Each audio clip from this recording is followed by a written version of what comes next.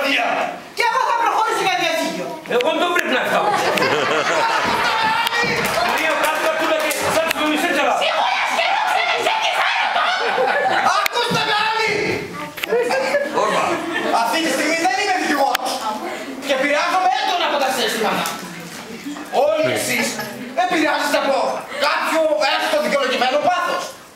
Έχω την εντύπωση πως όλα αυτά προκλήθηκαν από ενός ξυλουπίδημα. Αν εξαιρέσουμε βέβαια το ζήτημα της καρτελής. Θα βρούμε λοιπόν τη σωστή λύση ηθικά επιβλημένη. Κύριε Κουκουδάκη, η σύζυγός σας δεν είχε, όπως σας αποδείξει, δεν είχε τίποτα με τον κύριο Λουδόπουλο. Τι ζητώ συγγνώμη.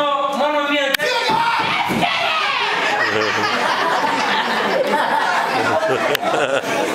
Δεν μπορώ παρά να εκτιμήσω το ψυχικό σας μεγαλείο και τη μεγάλη σας καρδιά. Ευχαριστώ πολύ. Κυρία Ναζή, σας ζητώ συγγνώμη. Το καπαλίτσι δεν είναι μόνο νηβικό σου. Αν νομίζω λίγο βαθέα, σε με μπακάτσα ευρύκο. Κύριε Γιώργο, σας ζητώ συγγνώμη. Όλα Κλείον, φαίνεται να χωλιάστηκες και άλλο δεν με λες. Ζω. Πρέπει κανείς να είναι προσεκτικός στις λεπτομέρειες της ζωής.